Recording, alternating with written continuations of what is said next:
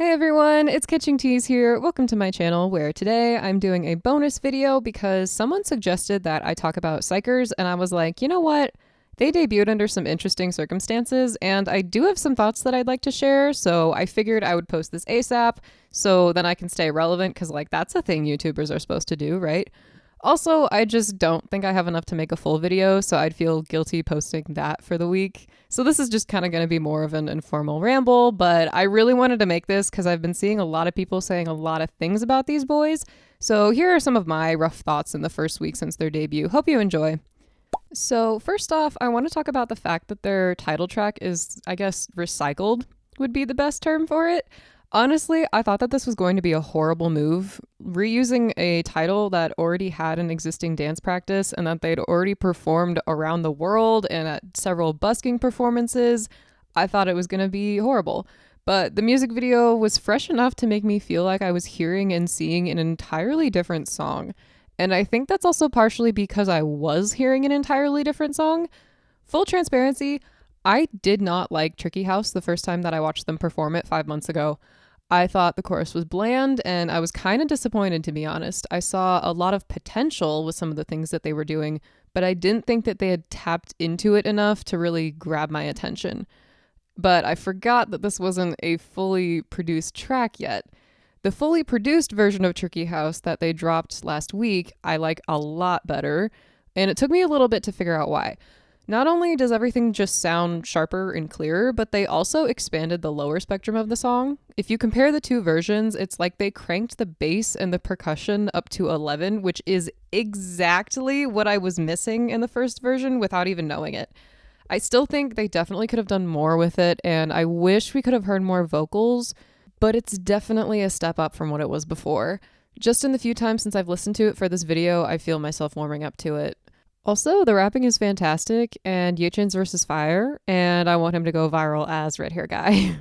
Another thing I want to talk about is the music video, because I thought it was a really interesting choice for them to focus on the businessman rather than the boys themselves. But it kind of makes sense because we've already seen them a lot already. They've done a ton of pre-debut activities, and the song and the choreography has also been out a while, so that's not really something that they needed to showcase front and center. I also saw a comment talking about how it could be a creative decision that goes with their concept because not getting a clear look at them makes it seem like they're more mysterious and fun, like the tricksters that they're supposed to be for the concept. And I actually really like that idea. So looking at the video through that lens, it makes a lot of sense and it's a lot more fun, I think. I also think it helps make the video more memorable because a lot of people can remember it as the one video where they torment the businessman. I mean, how many other groups are doing something like that in their videos? One thing I am sad about is that as of now, they haven't released anything for Rockstar, which is probably my favorite off the album. So yeah, I'm a little upset about that. It's supposed to be the second title, so I'm a little confused since I haven't heard anything about promoting that more.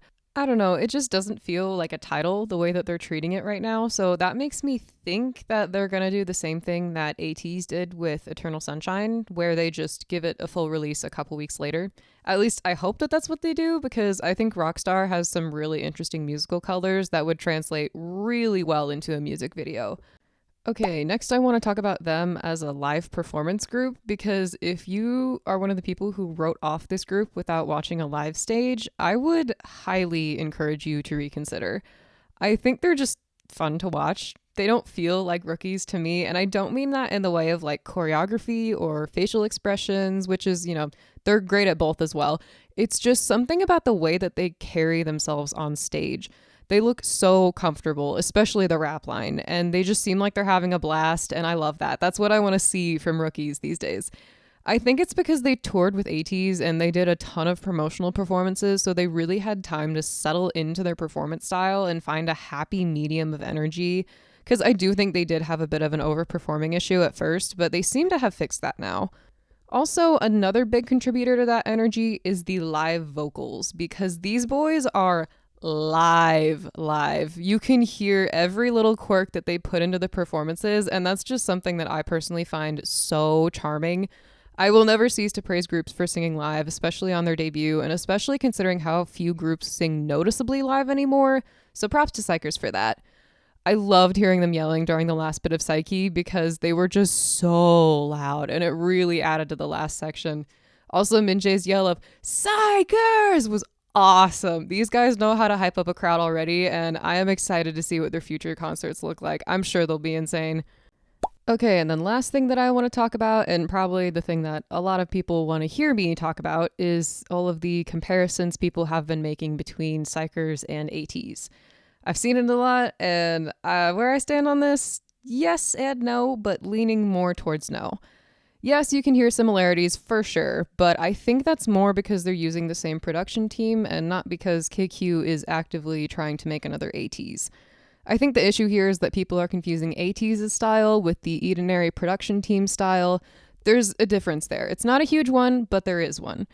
Painting everything with one brush and saying all of it sounds exactly like Ateez tells me that you either A, have never listened to Ateez's discography, or B, you are the type of person to write off all noise music as sounding the same. Yes, there are parts of Xikers songs that sound like they could be right at home with Ateez. Psyche's chorus in particular, I can literally hear Hyunwoo or Minjae in it if I think about it too hard. But Rockstar sounds like if you crossed a Dreamcatcher song with Ateez's style, and oh, would you look at that, Allender, one of Dreamcatcher's primary producers, and Hongjung, leader of Ateez, are both listed as authors, composers, and arrangers for Rockstar. It makes sense. I think Oh My Gosh and Doorbell Ringing lean more Stray Kids noisy than Ateez noisy, if that makes any sense. I feel like that much autotune is much more of a Stray Kids hallmark, along with the more EDM influences and mechanical feeling instrumentals. The only time I've heard that stuff used extensively in an Ateez song is in, like, their song To the Beat. That's the only thing that I can think of. Tricky House is heavily Bollywood influenced, which is something that I haven't seen hardly at all in K-pop. The only one that I can think of is like Luna's Paint the Town, and it's definitely not in Ateez's stuff. I see how people could say that it sounds similar to the real, but they have entirely different influences. I think it's possible that it could be a bit of Western cultural tone deafness, just because it's harder for us to recognize the difference between two distinct traditional styles that most of us aren't familiar with, so that's kind of what I'm thinking with that. But also tonally, there's a huge difference between Ateez and Xikers, with the occasional exception of their more bubbly releases with Wave and Eternal Sunshine. Most of Ateez's stuff takes itself very seriously, especially recently. There's always a very pointed message that they're trying to get across, and sometimes it's almost like they're trying to bash it into your skull. I say that with love, okay? Xikers, on the other hand, they feel like they're just vibing. It's a lot more playful, and it's just straight chaos and fun, and I really like that. So yeah, my stance on that is they're similar, but nowhere near the same.